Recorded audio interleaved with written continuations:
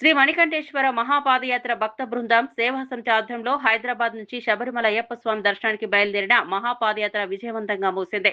ఈ పాదయాత్రలో మొత్తం 70 మంది అయ్యప్ప భక్తులు పాల్గొన్నారు. గత నెల 5వ తేదీన శ్రీనివాస్ గౌడ్ గురుస్వామి, విఘ్నేష్ గురుస్వామి, టిల్లు కృష్ణ గురుస్వామి, సత్యం గౌడ్ గురుస్వామి, నర్సింగ్ గురుస్వాముల నేతృత్వంలో ఈ పాదయాత్ర ప్రారంభమైంది. భక్తులు ప్రతిరోజు సుమారు 30 కిలోమీటర్లు నడుచుకుంటూ శబరిమల వైపు ప్రయాణం సాగించారు.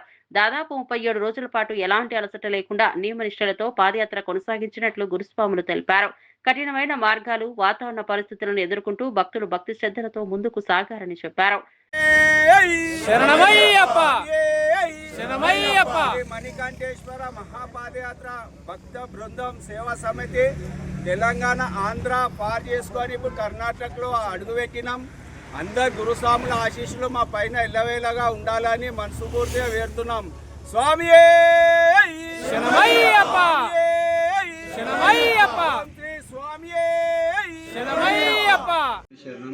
శ్రీ మణికంఠేశ్వర మహాపాదయాత్ర భక్త బృందం సేవా సమితి. నా పేరు టిల్లు కృష్ణ గురుస్వామి, శ్రీనివాస్ గురుస్వామి, సత్యం గురుస్వామి, విఘ్నేష్ గురుస్వామి, నర్సింగ్ గురుస్వామి ఆధ్వర్యంలో ఈ యొక్క పాదయాత్ర కొనసాగింది.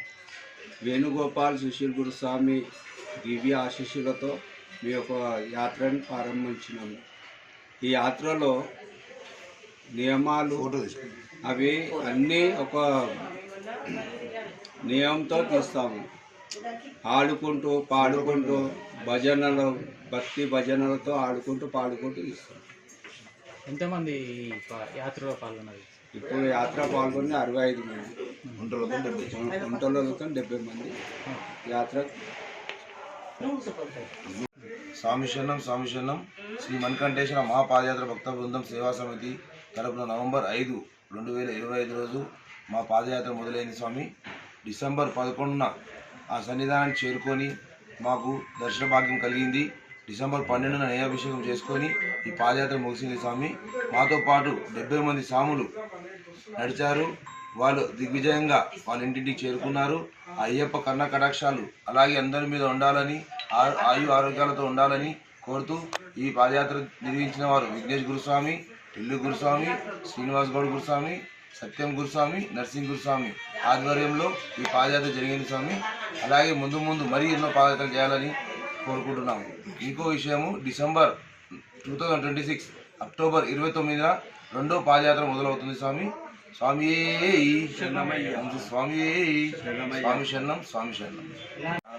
స్వామి మాతో పాటు నడిచే స్వాములు కూడా అలసట లేకుండా వాళ్ళని చూసి మా అలసట పోయింది.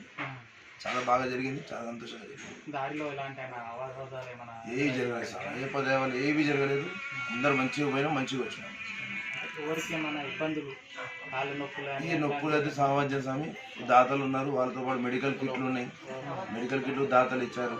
దాంతో కూడా మెడికల్ అవి చేసుకుని ఏ ప్రాబ్లం లేకుండా, ఇబ్బంది లేకుండా పోయి అయ్యప్ప దేవాలు వచ్చి ఒకటే స్వామి, ఇంటి దారి దీక్ష చేసిన, పాదయాత్ర చేసిన, చేయాల్సింది కఠిన దీక్ష, నిబంధనతో చేయాలి. అదే స్వామి అయ్యప్ప చూపించేది.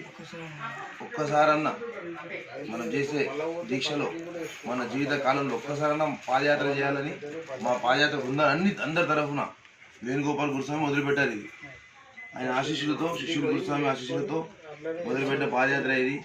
కాబట్టి జీవితంలో ఒక్కోసారైనా పాదయాత్ర చేయాలని మేము మనస్ఫూర్తిగా కోరుతున్నాం. ఈ మధ్య కాలంలో అయ్యప్పలు కొంచెం స్టైల్గా కఠిన నియమాలు ఏది పాటించలేరు అని తెలుస్తుంది. అది కొందరు వల్ల జరుగుతుంది స్వామి, అది చేయడం తప్పు. ఇది కఠినమైన దీక్ష. ఆ దీక్ష మనం ఎంత మంచిగా చేస్తామో ముందు మనకు కూడా ఎంత మంచి ఫలితాలు ఉంటాయి. ఇది స్టైల్గా చూసి అప్పుల కోసం, స్టైల్ కోసం చేస్తుంది, అది తప్పు స్వామి.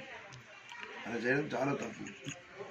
అంటే కేరళలో జర పోలీసులు అది ఎట్లుందని? కేరళలో అది సామర్థ్యం స్వామి. ఇప్పుడు అక్కడ కమ్యూనిస్ట్ గవర్నమెంట్ ఉంది. అది ఏమవుతుందంటే కేరళ పోలీసులు సదాస్తున్నారు అంతే.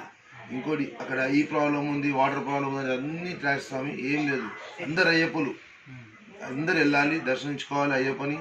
మన ఐక్యత ఏదో తెల్ల గవర్నమెంట్ చూపించాలి. అది ఏ వైరస్ లేదు స్వామి. పంబ ప్రవహించే నది, స్టే వాటర్లోనే మీకు ఉంటుంది వైరస్. అది పోతూ ఉంటుంది, ప్రవహించే నది. దాంట్లో ఎక్కడ వైరస్ ఉంటుంది? అది అంత ట్రాష్. దాన్ని సృష్టించారు. అది కుట్ర అనేది కదా, దాన్ని సృష్టించారు. ఏ గవర్నమెంట్ మనం నోరు చెప్పకూడదు. అది సృష్టించారు కాబట్టి అది ఏమీ లేదు. ఎంతో మంది లక్షల కోట్ల మంది సాములు పోయొచ్చు. ఎవరికి ఏమైంది? మేము ఇప్పుడు 5 స్టేట్లు దాటినాం, పోయినాం వచ్చినాం, మాకు జ్వరం కాదు కదా, ఏమీ లేదు. అది సామిషన్నం.